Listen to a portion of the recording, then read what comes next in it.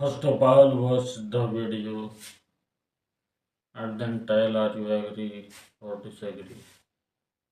पहले वीडियो देखिए और फिर बताइए कि आप इससे सहमत हैं या नहीं।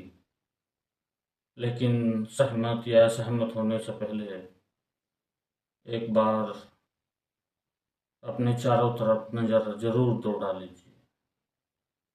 अब आप मुझे एक बात बताओ कि इन्होंने तो ये सब कुछ दुनिया के लिए किया होता है ना, तो उस दुनिया ने कैसी पीठ दिखाई होती है। यही वो दुनिया है जो शोबिस की दुनिया से वाबस्ता लोग, किसी को कैंसर हो रहा है, किसी को हार्ट अटैक हो रहा है, कोई किस तरह से मर रहा है, मरने के बाद वो सारी तरक्की जो आसमान की बुलंदियों तक पहुंची हुई थी वो धड़ाम से नीचे, बल्कि मरने क्या बुढ़ापे के बाद भी जो हीरोइंस बड़ी खूबसूरत और जिनको फिल्मों वाले छोड़ते नहीं हैं, औरत पे तो बुढ़ापा जल्दी आता है। आपको पता है घास वो देर तक कायम रहती है और फूल बहुत जल्दी मुरझा जाता है। मर्द तो फिर भी कुछ देर चलता है। जो लड़कियां शोबिस की दुनिया से वाबस्ता हैं बहुत जल्द इनमें अट्रैक्शन खत्म होती है और इनको ऐसे ऐसे मुस्तरद कर दिया जाता है जैसे टिश्यू पेपर जो है ना, इस्तेमाल से पहले कितना अच्छा और इस्तेमाल के बाहर कहाँ फेंका जाता है, रद्दी की टोकरी में। और आप इनकी इज्जत देख रहे होते हो, स्टेज पे इनको पुराने बूढ़े अदाकारों को भी बुलाया जा रहा है, इनको अवार्ड दिया जा रहा है। भाई ये 5 मिनट की इज्जत हो रही है इनकी, बस इसके बाद इनको कोई भी नहीं। ये टीवी की स्क्रीन के सामने 10 मिनट की, बाकी कोई नहीं पूछने वाला होता घर में। लेकिन उसमें इतना अच्छा कल्चर दिखाया जाता था, इतना बाप का एहतराम, माँ का एहतराम, मियाँ बीवी के रिश्ते को इतना अच्छा दिखाया जाता था कि फैमिली सिस्टम और मजबूत होता था। अब तो लोग कहते हैं ड्रामा आ रहा है, बीवी उसकी ये चक्कर वसीम भाई से चल रहा है और मियाँ का चक्कर ऑफिस में किसी और लड़की से चल रहा है। ये चक्कर जब आप घरों में दिखाओगे तो भाई बीवी को, अच्छी भली औरत को भी ख्याल आएगा कि जब इसका चल सकता है तो मेरे भी तो वसीम भाई रहते हैं पड़ोस में और देखने में भी इनसे अच्छे हैं। ड्रामों में जो आ रहा है उससे तो ये चल रहा है मार्केट में। तो मैं अपने ज़माने के जो अदाकार है ना, जो हम बचपन में अल्लाह माफ़ फरमाए तौबा कर ली थी, वो उस वक्त भी अब्बा की तरफ से इजाज़त नहीं थी, छुप छुपा के देख लिया करते थे, लेकिन फिर तौबा भी कर लिया अल्हम्दुलिल्लाह। तो वो मैं एक्टर कभी कभार यूट्यूब पे देखता हूँ, अब कैसे लग रहे हैं वो, उस ज़माने की हीरोइनें और उस ज़माने के हीरो। एक दफ़ा मैंने अपने घर वालों को बिठाया, मैंने कहा हमारे ज़माने की हीरोइन थी, अब देख रहे हैं। मैंने कहा इबरत, मुझे पता है अब वो खूबसूरत नहीं होगी, इबरत के लिए देख रहा हूँ। तो मैंने घर वालों को कहा कि उसका नाम मुझे याद नहीं, वो खैर सर्च करके निकाला, देखा, अल्लाह की पनाह, क्या इंसान का कबाड़ा होता है यार बुढ़ापे में। मैंने कहा ये वो हीरो हीरोइन है जिन पे हम मरते थे यार, क्या हैंडसम।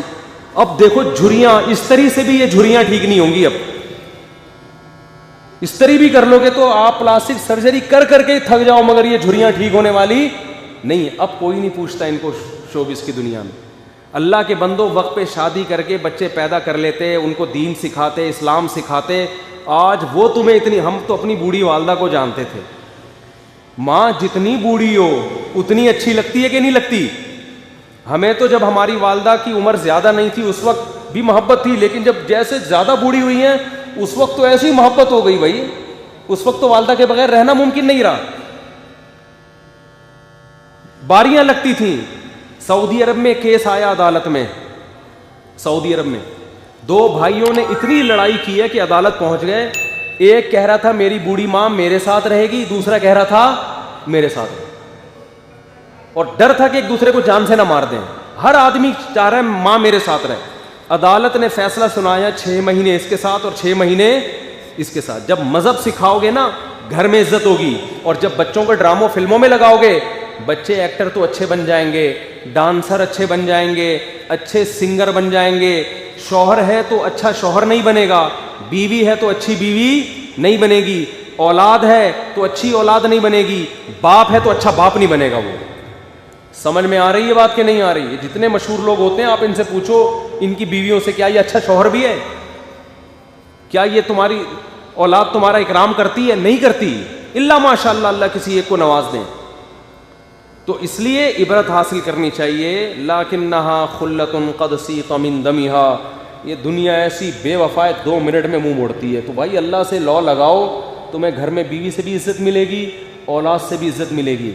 ने हमने तो देखा है उलमा की औलादें कैसा उनको पालती हैं, जो हालांकि उन्होंने वो अय्याशी नहीं दी होती अपनी औलाद को जो लिबरल लोग दे रहे हो, पाबंदियाँ लगाई होती हैं, लेकिन उन पाबंदियों के असरात हैं वो अपने बाप की भी खिदमत करते हैं, अपनी माँ की भी। तो मैं ये अर्ज़ कर रहा था कि ये जो फ़नकार अदाकार है ना, इनकी जवानी देखते हो तो इनका बुढ़ापा भी देख लिया करो, और घरों में जाके देखा करो घर में कौन कितनी इज्जत दे रहा है।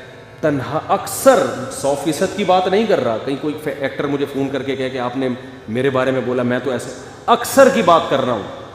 अक्सर आखिरी उम्र तन्हाई की गुजारते हैं, कोई अवार्ड देने वाला नहीं, कोई इज्जत करने वाला नहीं, बच्चे छोड़ छाड़ के भाग चुके। तो अभी लाहौर का एक केस सामने आया, एक पुलिस ऑफिसर, बहुत बड़ा ऑफिसर, अपने बच्चों को मोबाइल ख़रीद के दिया, आईफोन, बच्चों को गाड़ियाँ लेके दी उसने, सब कुछ किया।